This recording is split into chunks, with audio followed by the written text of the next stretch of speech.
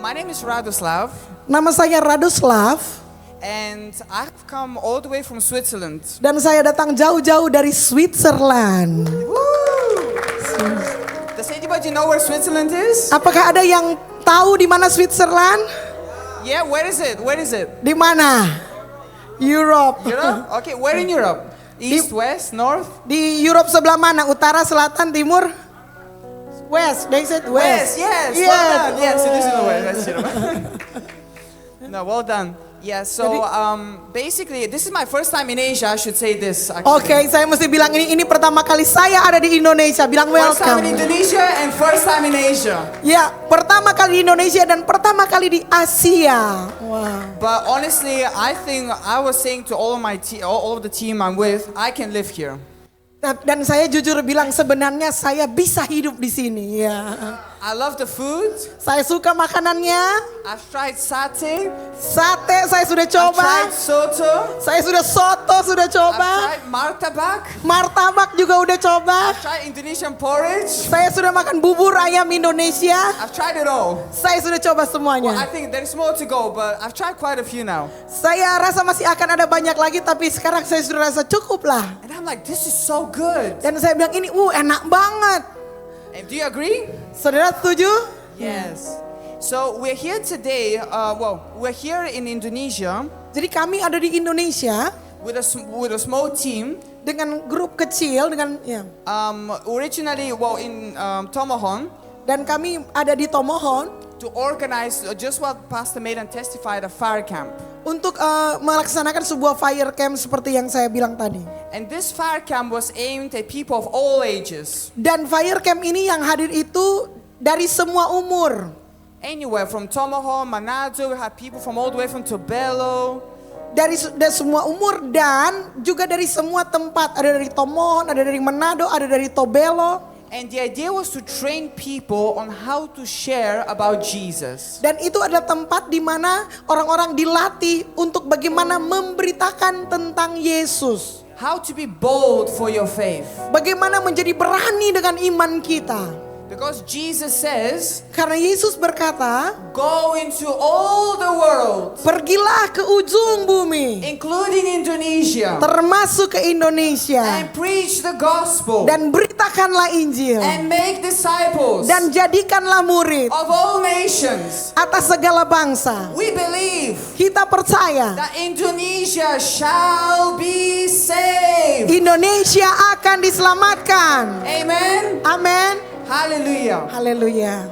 And it was such an honor Dan adalah merupakan sebuah kehormatan to see young people like yourselves untuk melihat orang-orang muda seperti on kalian fire for God, menyala-nyala bagi Tuhan, hungry for God. lapar bagi Tuhan. You know, there were people that have come Kamu tahu dari tempat saya berasal, that have never preached the gospel before, saya belum pernah, saya tidak, never shared the gospel. mereka nggak bisa memberitakan Injil. There were people that came The people, orang-orang dari mana saya datang, that have never spoken to a crowd. nggak pernah khotbah di tempat umum.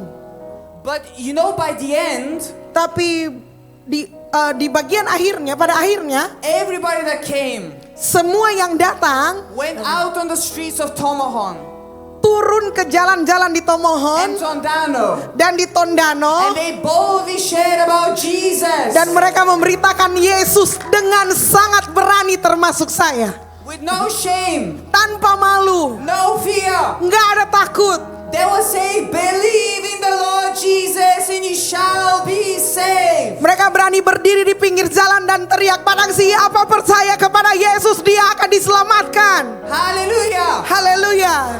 And what was crazy, Dan apa yang gila, and I've never seen this before, dan saya nggak pernah lihat is sebelumnya, that over 2 days of outreach, melalui 2 hari pelayanan, we saw 708 people giving their lives to Jesus. ada 708 orang yang mengisi kartu setuju untuk menyerahkan hidupnya kepada Tuhan Yesus. Amen. Amin. Hallelujah. Haleluya. And I was just so honored Dan saya sangat merasa terhormat to be one of the coaches untuk menjadi salah satu pelatih, and just to see that growth from every single person. dan untuk melihat pertumbuhan dari setiap orang yang datang. Amen. Amin. And just like Pastor Maynard testified, so many miracles took place. Seperti yang saya saksikan tadi, ada banyak mujizat yang terjadi. But I believe that today miracles can take place as well. Dan hari ini saya masih percaya mujizat juga pasti terjadi. And do you know why? Dan sudah tahu kenapa? Do you know why? Sudah tahu kenapa? Because the same Holy Spirit that was in fire camp is also here. Karena Roh Kudus yang ada di Fire Camp itu juga hadir di sini. And today, if you came wanting more of God, Dan hari ini ketika engkau datang dan ingin lagi dari Tuhan, today if you came and you're like, God, I need a fresh infilling, kalau engkau datang dan berkata, Tuhan, aku ingin perasaanku dibaharui, then Jesus will be here to fill you. maka Yesus akan ada di sini untuk memenuhi engkau. How many of you believe that today? Berapa yang percaya kepadanya? Angkat tangan. Amin. Amen. Amin. So today I want to share, a Jadi- short message Jadi hari ini saya akan share pesan yang singkat about Christ being the hope of the world. tentang Yesus sebagai harapan umat manusia. How many of you believe that Christ is the hope of the world? Siapa yang tahu bahwa Yesus adalah harapan dunia ini? Amen. Amen. Amin. And to do that, I wanted to read from John chapter 8, verses 1 to 12. Saya ingin kita membuka kitab Injil Yohanes pasal 8 ayat 1 sampai 12. So if you have your Bibles, John chapter 8, verses 1 to 12. Kalau sudah dapat, Yohanes 8 ayat 1 sampai 12. Jesus went unto the Mount of Olives. Tetapi Yesus pergi ke Bukit Zaitun. And early in the morning, Pagi-pagi benar, he came into the temple, ia berada lagi di bait Allah, and all the people came unto him. dan seluruh rakyat datang kepadanya. And he sat down Ia duduk and taught them. dan mengajar mereka. And the scribes and Pharisees Maka ahli-ahli Taurat dan orang-orang Farisi brought unto him membawa kepadanya a woman taken in adultery. seorang perempuan yang kedapatan berbuat zina. And when they had set her in her midst, Mereka menempatkan perempuan itu di tengah-tengah, they said unto him, lalu berkata kepada Yesus, Master, Rabi, this woman was taken in adultery in the very act. perempuan ini tertangkap basah ketika ia sedang berbuat zina. Now Moses in the law commanded us Dan Musa dalam hukum Taurat memerintahkan kita that such should be stoned. But what do you say? untuk melempari perempuan-perempuan yang demikian. Apakah pendapatmu tentang hal itu? This they said, tempting him, that I might have to accuse him. Mereka mengatakan hal itu untuk mencobai dia supaya mereka memperoleh sesuatu untuk menyalahkan dia. But Jesus stooped down and with his finger wrote on the ground, Tetapi Yesus membungkuk lalu menulis dengan jarinya di tanah. as though he heard them not. Dan ketika mereka terus-menerus bertanya, So when they continued asking him, mereka bertanya kepadanya, he lifted himself up ia pun bangkit berdiri and said unto them, lalu berkata kepada mereka, He that is without sin, let him cast the first stone. barang siapa di antara kamu tidak berdosa, hendaklah ia yang pertama melemparkan batu kepada perempuan itu. And again he stooped down and wrote on the ground. Lalu ia membungkuk pula dan menulis di tanah. And they which heard it, being convicted by their own conscience, went out one by one. Tetapi setelah mereka mendengar perkataan itu, pergilah mereka seorang demi seorang, Beginning at the eldest, even unto the last. mulai dari yang tertua. And Jesus was left alone, and the women standing in the midst. Akhirnya tinggallah Yesus seorang diri dengan perempuan itu yang tetap di tempatnya. And when Jesus had lifted up himself, Lalu Yesus bangkit berdiri dan berkata, and saw no one but the women, he said unto her, dan berkata kepadanya, Women, where are those thine accusers? Had no man condemned thee? hai perempuan, di manakah mereka? Tidak adakah seorang yang menghukum engkau? She said, No man, Lord. Jawabnya, tidak ada Tuhan. And Jesus said unto her, Lalu kata Yesus, Aku pun tidak menghukum engkau. neither do I condemn thee. Go and sin no more. Pergilah dan jangan berbuat dosa lagi mulai dari sekarang. And spake Jesus again unto them, saying, Maka Yesus berkata pula kepada orang banyak, katanya, I am the light of the world. Akulah terang dunia. Come on. Whoever follows me shall not walk in darkness, but have the light of life. Barang siapa mengikut aku, ia tidak akan berjalan dalam kegelapan, melainkan ia akan mempunyai terang hidup. Amen. Amin. How many of you believe that? Berapa banyak yang percaya? Boleh lambaikan tangan. Hallelujah. Can we give a Haleluya. big clap for Jesus? Boleh tepuk tangan buat Yesus. Okay. Oke, saudara-saudara. So today I want to talk to you about hope. Hari ini saya ingin berbicara kepada saudara tentang harapan. And what is hope in light of this passage? Nah, apa harapan itu di pasal ini? You see, hope is very important for every single person. Jadi pengharapan itu penting bagi siapapun kita. It's the reason we wake up. Itulah alasan mengapa kita bangun. It's the reason we go to work. Itu alasan mengapa kita pergi bekerja. It's the reason we go to school. Itu alasan kita pergi ke sekolah. We need hope. Kita butuh pengharapan. But according to the dictionary definition, Tapi berdasarkan kamus, hope is a feeling of expectation. maka pengharapan itu adalah perasaan expectation apa? Ya, adalah perasaan dari harapan. Ya. And a desire for a particular thing to happen. Dan keinginan tentang sesuatu untuk terjadi, yang akan terjadi. But hope must be placed in the right thing. Tapi pengharapan harus ditaruh dalam kehidupan kita.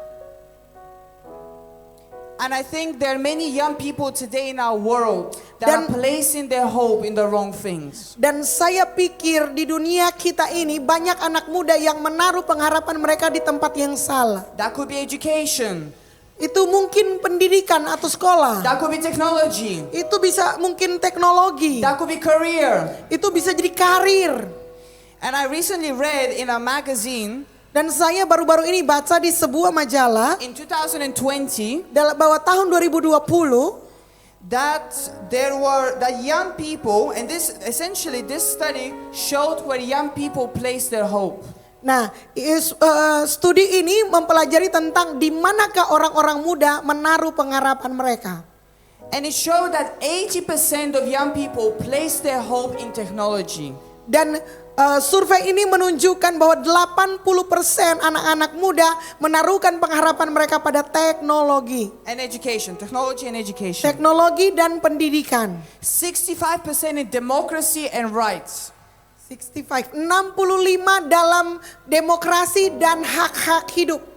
And about only 37% in religion and faith of any kind. Dan hanya sekitar 30% yang menaruh pengharapan di dalam hal-hal agama. Now I find this very commendable. Dan saya menemukan ini seperti commendable. I find this very, we can say, interesting. Yang ini sangat menarik sekali. That young people believe in society. Bahwa banyak orang lebih mengandalkan society. And I believe technology is very important. Dan ini sangat penting bagi saya. How many of you have a car? Berapa banyak antara saudara yang punya mobil? Yang punya mobil. How many have a motorbike? Yang punya motor. How many have a phone? Ada yang punya handphone? Angkat tangan. How many have an iPad? Ada yang punya iPhone? iPad? Or even a laptop. Atau laptop? Siapa yang punya laptop? Ya. Okay. All of that is because of technology. Itu semuanya karena teknologi. And it is important for our lives. Dan itu penting untuk membantu hidup kita. Then I think democracy is equally as important. Political systems are equally as important. Ya, sistem politik, demokrasi itu juga penting. Because it allows us, because of political systems, there are human rights. Karena dalam ilmu politik kita memperjuangkan hak-hak hidup kita. There is fight for equality between men and women. Mereka berjuang untuk kesetaraan antara pria dan wanita. And that is very commendable. Dan itu juga sangat menarik. But you know, I don't think technology education, or even our political systems. Tapi saya tidak percaya bahwa demokrasi, teknologi, politik itu semua akan Political system sistem politik itu akan berguna buat kita. can find an answer to this question. Kita nggak bisa menemukan jawaban atas pertanyaan. Why is there evil in the world? Mengapa ada kejahatan di dunia ini? Why is there greed in the world? Mengapa ada kerakusan di hidup ini? Why are people destroying each other? Mengapa orang menyakiti, menghancurkan satu dengan yang lain? You know, I read in another magazine very recently. Saya juga baca sebuah what magazine? Magazine. Ya, saya baca sebuah majalah That there were more than 110 armed conflicts in the world. 100. 110 like wars in Oh, the world. jadi ada banyak sekali hal Some of them you know about because you're on the news. yang ada banyak sekali hal buruk dan banyak di antara mereka yang kita peroleh dari berita. Some of them are not on the news, but they're still happening. People are dying. Dan ada banyak hal juga yang kita nggak dengar di berita tetapi terjadi di mana orang-orang pada sekarat. But I believe the reason why we have this problem of evil Tapi saya yakin yang menjadi jawaban atas mengapa dunia ini itu jahat is because of hope. itu adalah karena pengharapan. And I really think the Bible talks about 3 types of hope. Di Alkitab ada 3 tipe pengharapan. Can you say 3 types? Sama-sama bilang 3 tipe. Do you want to hear what they are? Siapa yang mau dengar 3 tipe itu? Amen? Amin. Ya, bilang amin. So the first one is no hope. Yang pertama adalah tidak ada harapan sama sekali. The second one is false hope. Yang kedua harapan yang palsu, And the third one is true hope. harapan yang benar atau sejati. And I want to really spend a bit of time unpacking all these three different types of hope in a passage we just read. Nah, saya akan menjelaskan 3 tipe ini melalui pasal yang kita baru baca.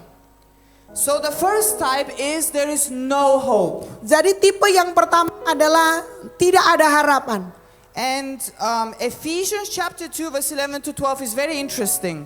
Dalam Efesus pasal 2 ayat 11 sampai 12, tolong bantu saya karena sudah ada di sini. And Ya, Efesus 2 ayat 11 sampai 12. Apostle Paul says something very interesting. Rasul Paulus menyatakan sesuatu yang sangat menarik.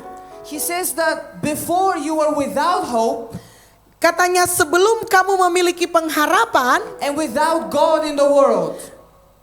And without God in dan the world. tanpa Tuhan di dunia ini, And what I want to accentuate is that having no hope and without God. nah, yang mau saya jabarkan adalah tanpa Tuhan dan tanpa harapan.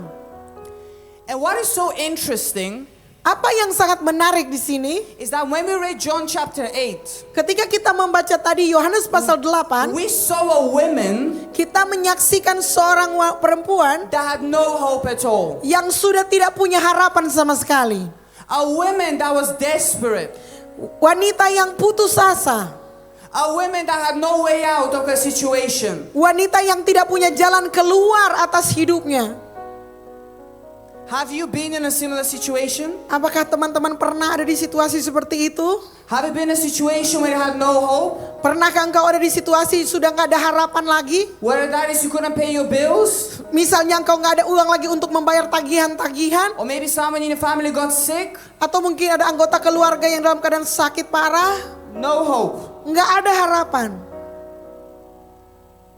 But I think what we see in this scripture Tapi saya pikir ketika kita membaca Alkitab, is that Jesus was there for the woman with no hope.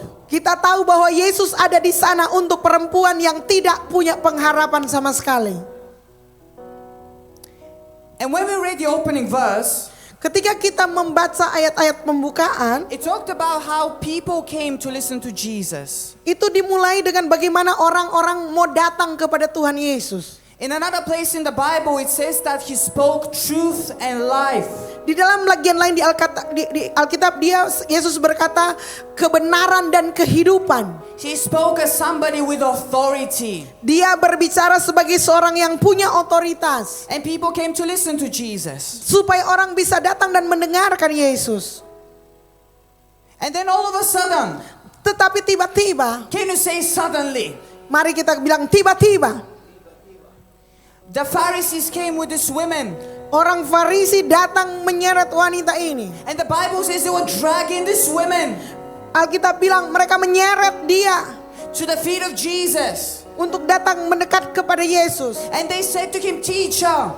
Dan kemudian mereka berkata, "Guru, Rabi." The law of Moses tells us that these women must die. Hukum Musa berkata perempuan ini harus mati. But what do you say? Tapi engkau apa katamu? You see, friends, the Pharisees, they were hypocrites. Nah, saudara tahu orang Farisi itu adalah orang-orang yang munafik. They were very dishonest. Mereka nggak jujur. Because according to the law of Moses, both the man and the women had to be present. Karena sesungguhnya berdasarkan hukum Musa bukan cuma perempuan yang mau dibunuh atau dimatikan, tetapi laki-laki dan perempuan yang kedapatan berbuat zina, mereka berdua harus dihukum mati. But in this story, tapi di cerita ini, we deserve to ask the question, ketika mereka bertanya pertanyaan kepada Tuhan Yesus, where is the man? Mana prianya? Wasn't he involved in the act? Wasn't he involved in the act? Bukankah laki-laki itu terlibat dalam perbuatan zina juga? Of course he was. Yes, pasti. But the Pharisees didn't bring him in. Tapi si laki-laki itu tidak dibawa oleh orang Farisi. Do you see how dishonest they were? Saudara lihat betapa nggak jujurnya mereka. And I want you to imagine the scene. Saya ingin kita semua mengimajinasikan sebuah gambaran. Imagine Jesus is standing here in the courtyard. Bayangkan Yesus sedang ada di sebuah lapangan. And you're sitting around him listening to his teaching. Dan engkau lagi duduk-duduk untuk mendengar pengajaran dari Tuhan Yesus. And this woman is brought to him. Dan kemudian perempuan ini datang. And men are surrounding her. Dan ada banyak laki-laki yang datang membawa dia. Accusing her of what she has done. Dan kemudian menuduh dia atas apa yang dilakukannya. She had no hope. Dia sudah nggak ada harapan lagi. And you see, at that time, men were dominant over women. Nah, di masa itu laki-laki itu sangat mendominasi perempuan. Women had less rights. Perempuan itu nggak punya hak yang kurang. So this woman was standing accused by a circle of men. Jadi perempuan ini dituduh oleh lingkaran laki-laki. With nobody to protect her. Dan tidak ada seorang pun yang melindungi dia. Except one man. Kecuali satu orang. And his name is Jesus. Dan namanya Yesus. Hallelujah. Haleluya. Can we clap for Jesus? Boleh kasih tepuk tangan untuk Tuhan Yesus. Hallelujah. And this is something so interesting in the Bible. I really love this sentence. Dan ini sangat menarik sekali di Alkitab. Saya baca bagian ini, kalimat it ini. says that Jesus stooped down and he wrote on the ground. Dan dikatakan di situ Yesus membungkuk lalu menulis dengan jarinya di tanah. And the Bible doesn't explain why Jesus did this. Dan Alkitab tidak menulis mengapa Yesus melakukan ini. But can I give you my interpretation? Tapi boleh nggak saya berikan penafsiran saya? Is that okay? Is it apa oke? Halo, saudara jawab ya. But that's my interpretation. Ini penafsiran saya. You see, the woman was looking down because she was condemned by these men. Ketika si perempuan ini sedang dihukum oleh laki-laki itu. And I believe Jesus stooped down to get on her level. Jadi ketika Yesus berlutut, Yesus sedang menurunkan dirinya di level perempuan itu. Jesus wasn't condemning her. Yesus tidak berdiri dan kemudian mempersalahkan dia. In fact, we see that Jesus wanted to heal her. Tapi Yesus turun menurunkan dirinya untuk menyembuhkan dia. Friends, I just want to tell you, whatever situation of no hope you've had in your life. Saudara-saudara, saya mau kasih tahu kalau engkau ada di situasi di mana kamu sudah tidak ada harapan sama sekali. Jesus is willing to come to your level. Yesus sangat ingin, dia bahkan menurunkan dirinya untuk ada di level sama seperti dengan so engkau. That when he rises, you rise with him. Sehingga ketika engkau bangkit bersama-sama dengan dia. Haleluya. Haleluya. Amen. And And Jesus stood up only to overrule the authority of the religious leaders. Ketika Yesus bangkit dan berdiri, dia ingin menunjukkan otoritasnya kepada orang-orang Farisi. He said, whoever is without sin, cast the first stone. Dia berkata, siapapun yang tidak berbuat salah datang dan lempari batu. And when the Pharisees heard this, Dan ketika orang Farisi mendengarkan hal ini, they were holding on to their robe. mereka mulai pegang mereka punya batu. And one by one, they started to back off. Dan kemudian mereka mulai mundur teratur. Because they couldn't answer Jesus. Karena mereka nggak bisa jawab pertanyaan Yesus. And they all left. Dan mereka kemudian pergi. And now all of a sudden there was only Jesus and the women. Dan tiba-tiba yang terjadi adalah tinggal Yesus dan perempuan itu. And Jesus says, women, where are those that condemned you? Dan kemudian Yesus bertanya kepada perempuan itu, perempuan, di mana orang-orang yang menghukum kamu itu? The Bible says Dan Alkitab berkata, that the women said, no one, Lord. lalu perempuan itu berkata, enggak ada Tuhan. And I really believe at that time, Dan saya percaya saya percaya pada waktu itu, the women looked up for the first time perempuan itu berani mengangkat kepalanya untuk pertama kali. to see that only Jesus was standing with her. Dan hanya untuk Haleluya. melihat bahwa Yesus berdiri bersama-sama dengan dia. Friends, I want to tell you, Jesus can do the same for you. Teman, saya mau kasih tahu kepada teman-teman sekalian bahwa Yesus dapat melakukan hal yang sama untuk kita sekalian. No matter the situation, Tidak peduli apapun situasimu, Jesus will be the only one that you look up to. Yesus akan menjadi orang di mana engkau bisa memandang kepadanya. Because He's fighting for you. Karena He is fighting for, dia akan bersama-sama dengan engkau Over the forces of darkness. untuk mengalahkan kegelapan. He's a strong foundation. Dia adalah fondasi yang kokoh. Hallelujah. Haleluya. And it's so sad to see people in your community, even in my community in Europe, being oppressed by the devil. Nah, sangat sedih saudara-saudara ketika menyaksikan orang-orang di sekitar kita, komunitas-komunitas dekat kita itu sangat ditekan oleh kuasa kegelapan. You know, maybe you don't know this, Mungkin saudara nggak tahu ini, but in Switzerland, tapi di Switzerland there are many people that commit suicide, ada banyak orang yang mau bunuh diri, especially young people. terutama justru orang muda. Even though Switzerland is a very wealthy country, Meskipun Swiss adalah negara yang sangat kaya raya, many people take their own lives. banyak orang mau habisi nyawanya sendiri. You know, a few years ago in the town where I lived, Di beberapa tahun yang lalu di tempat di mana saya hidup, in the building opposite, di gedung di seberang, there was a family, I believe of 5. ada satu keluarga sekitar anggota 5 orang. So the mom, the dad, and the 3 children. Mama, papa bersama 3 anak. And what happened was, Dan apa yang terjadi adalah the mom and the dad stepped on the balcony of a 7-story building. jadi mama dan papa naik di lantai yang 7 And they lined up their kids with them. dan kemudian bersama-sama dengan 3 anak mereka, They held their hands. mereka pegangan tangan And they all jumped from the 7-story building on the floor. dan mereka melompat dari lantai 7 And they all died. dan semuanya mati. And until this day, nobody knows what was the motivation for this act. Sampai hari ini tidak ada yang tahu apa yang membuat mereka melakukan hal itu.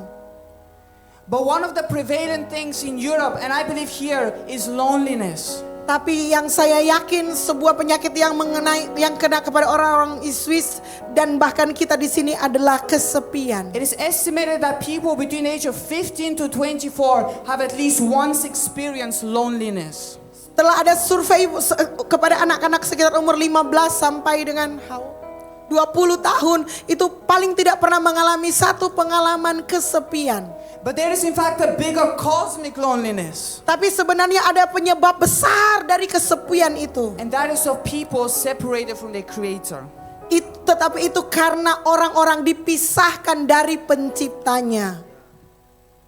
But I want to tell you Tapi saya mau kasih tahu kepada that saudara-saudara, just as Jesus stretched his hand for this woman, sebagaimana Yesus mengulurkan tangannya kepada perempuan he itu, wants to do the same for you tonight. Dia akan melakukan itu untuk He saudara wants to malam have a ini. relationship with you. Dia ingin engkau punya hubungan yang baik dengan How many dia. believe that today? Berapa yang percaya malam ini boleh lampaikan tangan? Come on Metro Church. Haleluya.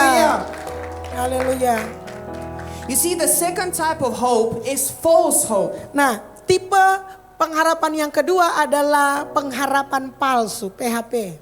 It is hope placed in the wrong thing. Artinya pengharapan di tempat yang salah, kepada hal yang salah. And again, we don't know why the women committed this act of adultery. Kita nggak tahu mengapa si perempuan ini terlibat pada perzinahan.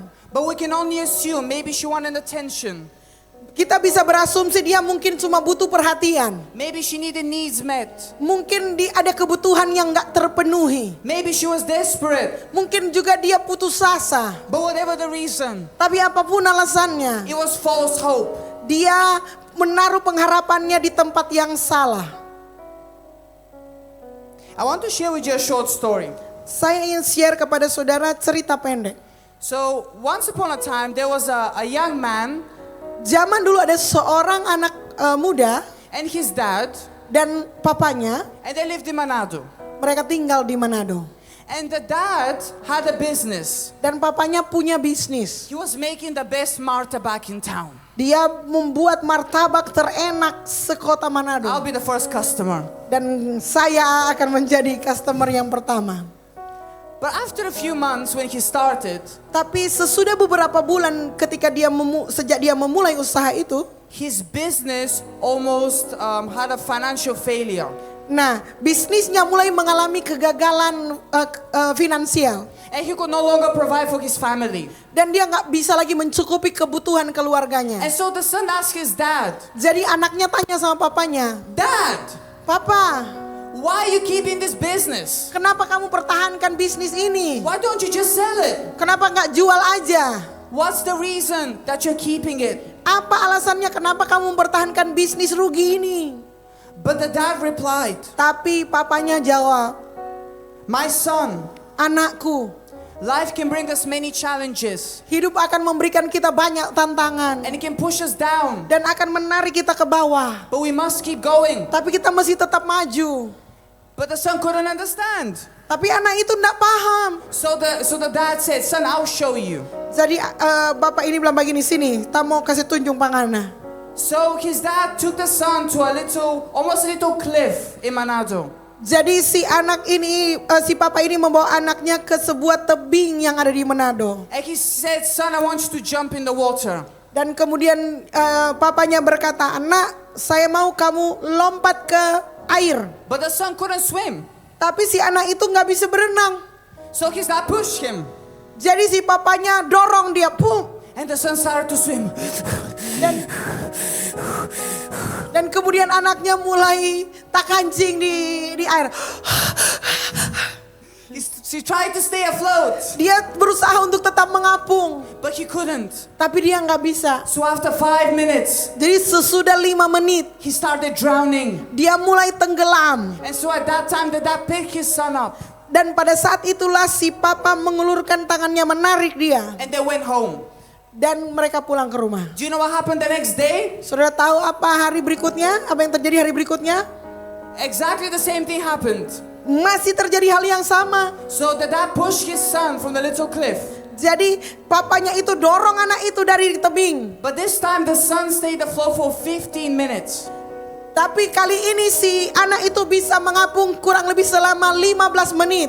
And when the dad pulled him out, Dan kemudian ayahnya menarik dia keluar. he said, "Son, Dia berkata, anakku, what happened? apa yang terjadi? How could you last the day for 15 minutes?" Kenapa kamu bisa bertahan sampai dengan 15 menit?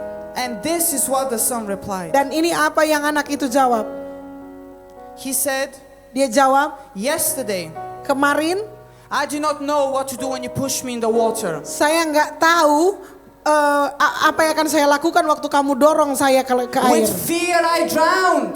Dengan takut saya tenggelam. But today, Tapi hari ini I knew that you would come and save me. Aku tahu bahwa Engkau akan menyelamatkan aku. If I'm about to get drowned. Kalau aku sudah mau tenggelam. Friends, do we have hope, and where is our hope placed in? Saudara-saudara, kita punya pengharapan, dan kemana pengharapan itu kita taruh? Just like this man, the son placed his hope in his dad, Sama seperti anak ini menaruh pengharapannya kepada ayahnya, who pulled him out of the water. yang menarik dia keluar dari air. We must place our hope in Christ, Kita harus menaruh pengharapan kita kepada Kristus, who can pull us from the deadly sea of sin. yang akan mengangkat kita dan mengeluarkan kita dari dosa. Which we're all drowning in.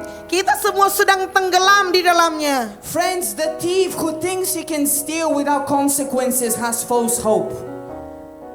So the thief who can steal Jadi pencuri yang bisa mencuri, without any consequences mereka bisa mencuri tanpa ada konsekuensi. has false hope. Itulah pengharapan yang palsu. The Christian who thinks, Orang Kristen yang berpikir, who can live his life yang bisa menjalankan kehidupannya the way he wants to dengan cara yang dia mau, semaunya dia, and get right with God after he dies, dan akan tinggal bersama dengan Tuhan sesudah dia mati, that is false hope. itu adalah pengharapan yang palsu. Those who believe in other beliefs apart from Christ, that is false hope. Apapun kepercayaan kita di luar kepercayaan kepada Kristus, itu adalah pengharapan yang palsu. Friends, we must place our hope in someone. Saudara, teman-teman, kita memang harus menaruh pengharapan kita kepada In seseorang. somebody who will not disappoint you. Seseorang yang tidak pernah mengecewakan engkau. Somebody who doesn't change with time. Seorang yang tidak akan pernah berubah dengan berjalannya waktu. Somebody who is always there for you. Seseorang yang selalu berada bersama dengan engkau. And I want to tell you today Dan saya mau kasih tahu kepada saudara malam that ini this somebody bahwa seseorang itu is Jesus Christ. adalah Yesus Kristus. Hallelujah. Haleluya. And finally, the third type is true hope. Sampai akhirnya yang ketiga, saudara-saudara, pengharapan yang sejati. The women who committed adultery found true hope.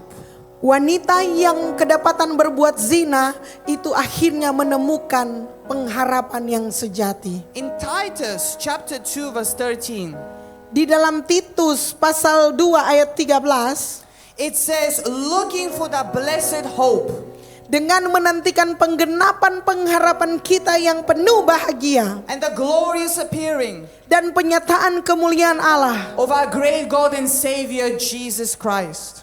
Kemuliaan Allah yang maha besar dan juru selamat kita Yesus Kristus. Hallelujah. Haleluya. Jesus Christ is a true hope. Yesus Kristus adalah harapan yang sejati.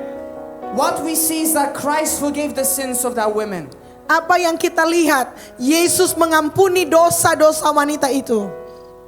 Christ was there for her. Yesus ada di situ untuk wanita itu. And Christ did not forgive that woman. Dan Christ did not condemn that woman. Dan Sorry. Yesus tidak menghukum perempuan itu. He said, neither do I condemn thee, go and sin no more. Yesus bilang, saya tidak akan menghukum engkau, pergilah dan jangan berbuat dosa lagi.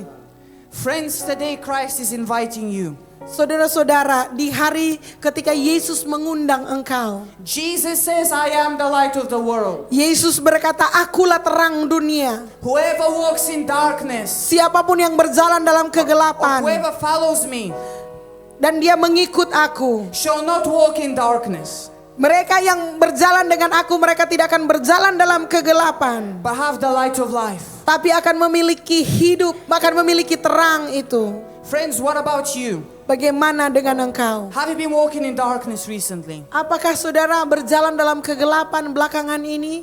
Is it possible that maybe you have had false hope on certain things? Apakah possible atau apakah mungkin saudara terjebak di dalam pengharapan yang palsu? Then turn to Jesus. Mari kita berbalik kepada He will Yesus. heal you.